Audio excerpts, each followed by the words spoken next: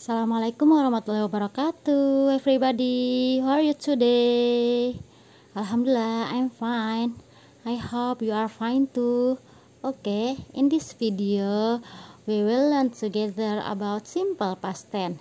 Jadi di video kali ini kita akan belajar bersama-sama tentang simple past tense. Seperti teman-teman lihat ya, simple past tense itu digunakan untuk menceritakan masa lalu, dimulai dan diakhiri di masa lalu. Biasanya digunakan di teks naratif. Naratif itu teksnya itu berupa cerita seperti dongeng gitu ya, seperti pokoknya cerita hayal-hayalan ya.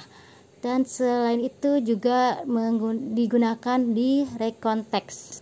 Nah, recount text itu cerita pengalaman pribadi, misalnya cerita kalian pergi ke Candi Borobudur, kalian pergi umroh bareng-bareng gitu. Itu recount text ya teman-teman.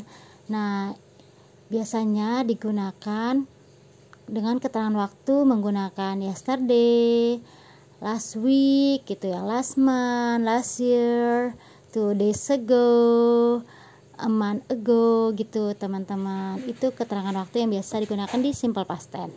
Pola simple past tense di sini ada S itu subjek dan verb. Verb itu kata kerja kedua. I went to school yesterday. You went to school yesterday. Nah, I dan you itu sebagai subjek, went itu sebagai verb kata kerja kedua dari go yang artinya pergi. Jadi saya pergi ke sekolah kemarin, kamu pergi ke sekolah kemarin. Nah, itu dia pola untuk simple past tense untuk kalimat positif ya teman-teman. Oke, kita lanjut lagi untuk kalimat yang negatifnya. Nah, di sini kalimat negatifnya ada subjek plus did plus not plus verb 1. Verb 1 ya. Subjek contohnya itu I did. Contohnya di sini I did not go to school yesterday. Tina did not cook fish last week.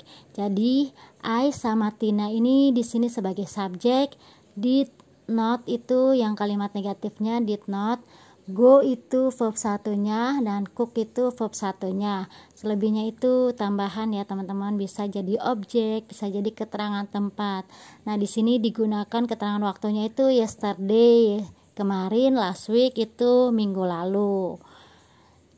Nah, bisa juga disambung ya teman-teman, I didn't go, Tina didn't cook gitu ya teman-teman.